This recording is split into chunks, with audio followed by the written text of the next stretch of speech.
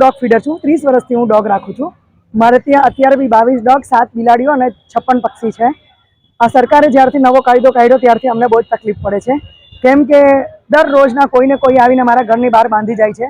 કેમ કે જ્યારથી આ કાયદો નીકળ્યો છે, એક લોકો એક ડોગ રાખી શકે, 10 જણાની પરમિશન આપો, આ તે 10 જણા કોણ પરમિશન આપવાનું? અત્યારે જે મારી પાસે આંધળા લૂલા લંગડા ડોગ છે અને એને જો હું બહાર કાઢું છું અને એ લોકો પાર્કિંગમાં બી શું પોટી કરે છે તો બી મારે ડોલને ઝાડુ લઈને નીકળવું પડે છે, તો રાખવાની પરમિશન કોણ અપાવવાનું? અને મારી વાત નથી, જે બી ડોગ રાખે છે તેના આજુબાજુવાળા ને બધા એ લોકોને હેરાન જ કરે છે। જરૂરી નથી કે અમે સેવાવાળા છે તો બાકીના સોસાયટીવાળા બી સેવાવાળા જ હોય એમ।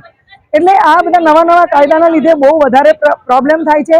અને એક જણને એક તો 22 ડોગને ક્યાં રાખવા જવાના? બધા અપંગ છે, બહાર કાઢીશ તો એ લોકો જીવી નહીં શકે।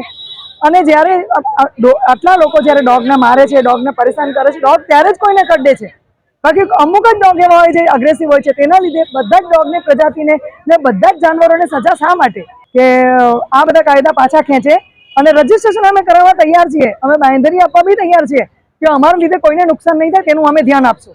અમે એમ નહીં કહેતા કે અમારા લીધે નુકસાન થાય અને અમે ખુશ છીએ, એવું નથી।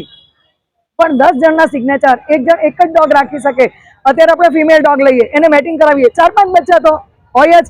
હવે 4-5 બચ્ચા આપવા તો કોને આપવા? લેવાવાળા કોઈ હોય તો લઈ, નહીં લેવાવાળા હોય તો આપણે ફેંકી તો ના જ દેવાય ને। એટલે એવું નહીં હોય એમ ને। હું તો સ્ટે એનિમલની હું સેવા કરું છું। મારે ત્યાં 22 છે, તેમાંથી લગભગ 20 તો સ્ટે એનિમલ છે, જે કેન્સરવાળા છે, આંધળા છે, લૂલા છે, લંગડા છે। હવે એક ડોગ રાખું તો બાકીના 21ને ક્યાં છોડવા, ક્યાં ફેંકવા? એટલે આ બધા બહુ મોટા મોટા પ્રશ્નો છે। સરકારે અમને સહાય કરવી જોઈએ, સરકારે અમને હેલ્પ કરવી જોઈએ, નહીં કે આવા કાયદાઓ ઘડીને ફીડર લોકો વધારે ને વધારે હેરાન થાય અને આજુબાજુવાળાને બહુ વધારે તમાશો કરવાનો એ થાય।